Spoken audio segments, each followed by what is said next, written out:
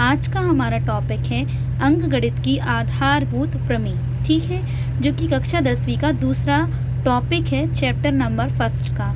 1.1 exercise हमारी complete हो गई थी। 1.2 एक्सरसाइज हमें स्टार्ट करनी है, तो उससे पहले जो उसका कॉन्सेप्ट है उस एक्सरसाइज को करने का वो यही है अंकगणित के आधारभूत प्रमेय, जिसे अंग्रेजी में हम कहते हैं फंडामेंटल थ्योरम ऑफ अर्थमेटिक, ठीक है। तो आइए देखते हैं कि इसका कथन क्या है। तो इसका कथन कहता है कि प्रत्येक भाज्य संख्या को अभाज्य संख्याओं के एक गुणनफल के रूप में व्यक्त किया जा सकता है तथा यह गुणनखंड अभाज्य गुणनखंड के आने वाले क्रम के बिना अद्वितीय होता है, ठीक है। तो इसमें देखिए, यदि इस कथन को हम समझने की कोशिश करें तो इसमें कुल मिला के जो बात हुई है वो 3 टर्म्स की बात हुई है। एक है आपका भाज्य संख्या, एक है आपकी अभाज्य संख्या और तीसरा है आपका गुणनखंड या गुणनफल करना, ठीक है। तो अभाज्य संख्या क्या होती है?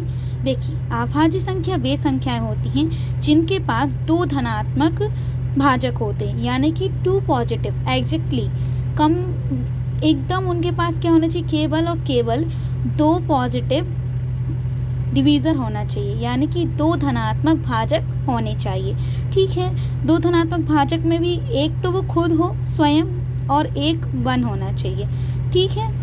तो जैसे कि 2 क्या है, एक अभाज्य संख्या। अपन एग्जाम्पल से समझेंगे तो अच्छे से बनेगा।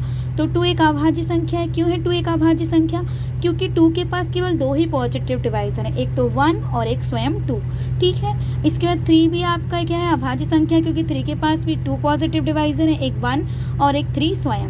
फिर 5 भी क्या है, एक अभाज्य संख्या है। 7, 11, 13, 17, 19, ठीक है, 23 और 29, 31, ठीक है। तो ऐसे आगे आते आते आपकी ये क्या हो जाएंगे, ये हो जाएंगी आपकी अभाज्य संख्या।